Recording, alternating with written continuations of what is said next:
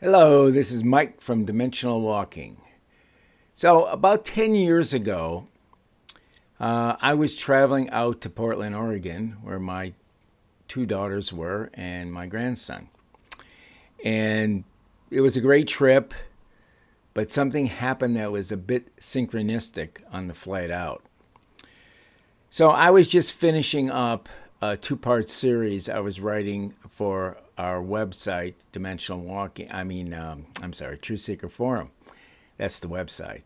And so I was in the second part of the two-part series on Australian Aborigine, the concept of the dream time, which I've always been very interested in. So, anyways, I got to the airport and I was thinking about I should probably get try to get a aisle seat, which I always like to have to get up, move around a little bit.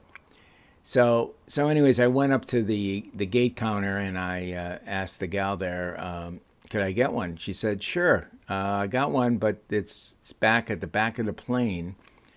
And I thought about it because I knew I was a traveler. I traveled a lot around the country for business, etc. And I knew that this was going to be an S80, which for all you astute flyers know that's a jet design that has the two engines towards the back of the fuselage. So it's a very noisy at the back of the plane, and I was trying a little bit of concentration I needed to finish up this couple articles I was trying to write. So, anyways, I thought about it. I was going to say no, and then I said, for some reason, my inner self told me that I should say yes because something interesting may happen. So, I just want to let you know that when I travel, I've gotten a lot of inspirational information from people I travel with because if it seems like the people that are sitting next to me are interested in paranormal, or maybe people in the military that may also have interest in paranormal, I would usually approach them and tell them who I am and that I've been. At that time, it would have been about 45 years in the field of UFOs and paranormal and cryptids. So, anyways, on this particular flight, strange enough, the two passengers next to me was a couple from Australia. Go figure. I was just writing about the Australian Aborigines. And so, anyways, this is a delightful couple. I went ahead and they seemed to just have the right energy.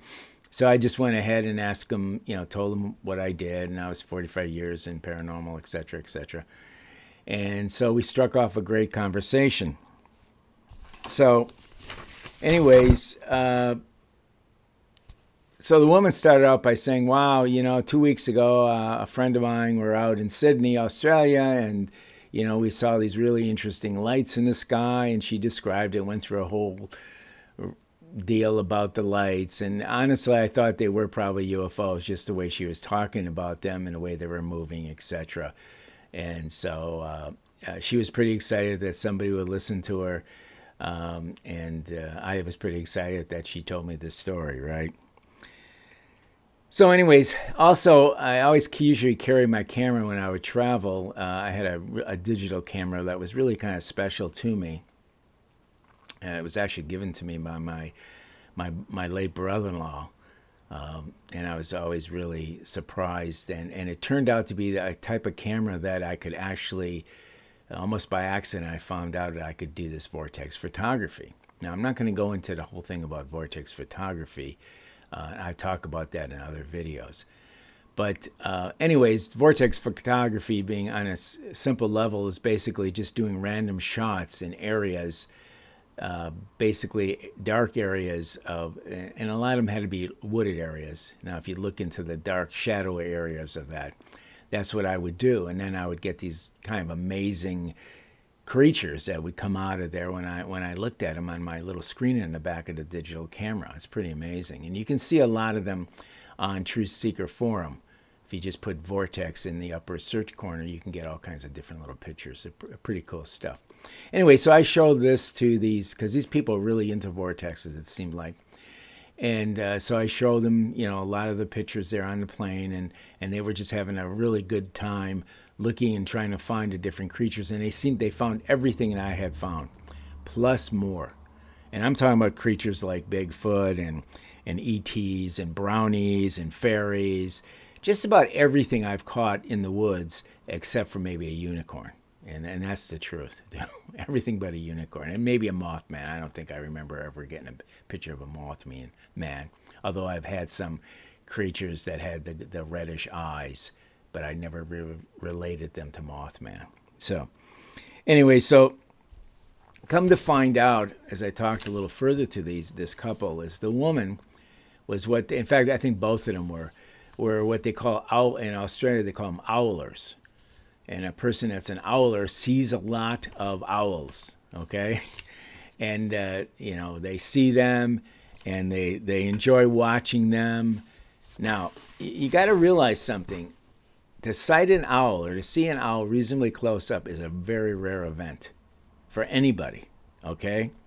But what I found out over my years of interviewing contactees and abductees, a lot of them see a lot of owls, okay? Now, one of the reasons I believe they do is that alien beings, especially the Greys, seem to use the owls as some type of screening effect when they're close to humans, or they just use them. I think maybe they like owls also, the Greys do, and they seem to, though they, with the big eyes and the way their heads are shaped, everything, the aliens seem to like them, and they use them as a screening effect to make the humans feel a lot calmer. And this is, let me tell you something that is really consistent throughout the 1,500 interviews I did.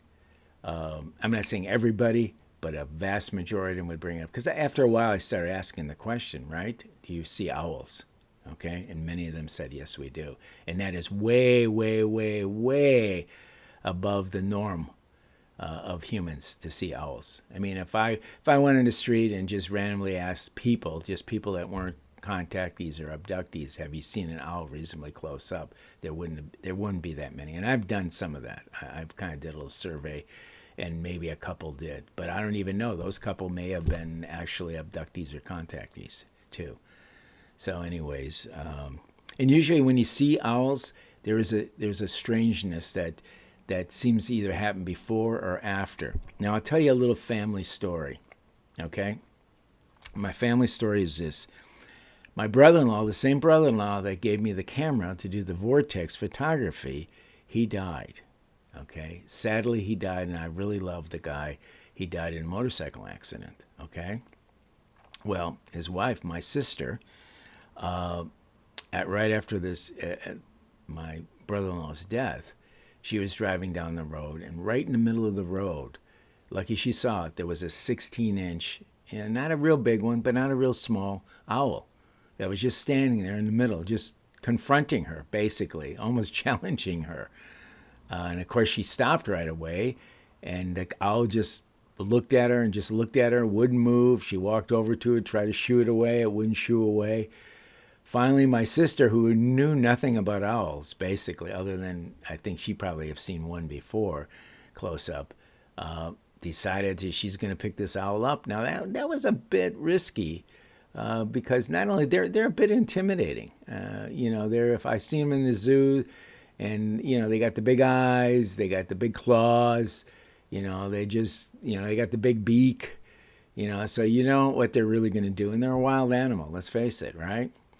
So she just felt real comfortable. All of a sudden, she said she felt real comfortable. She picked it up, gently picked it up, and walked it over to the side of the road. And all the time, she just felt a real calmness about it. She felt real goodness about it. She really honestly felt that this was some message from her husband, and that everything was all right, blah, whatever it was just really a good thing, and he was trying to communicate through this owl. And there's been other ones that I've had where people had deaths in their family or close people to them, and they've seen an owl. I don't know what all that's about, but it's pretty amazing stuff. So, anyways, I believe owls also possibly give humans the ability to access, vortexes, UFOs, other paranormal worlds. So keep the lookout for the owls. That's for sure, because they could keep you connected with the world of the paranormal. So that's about it. Anyways, thank you, and we'll see you next time. Bye bye.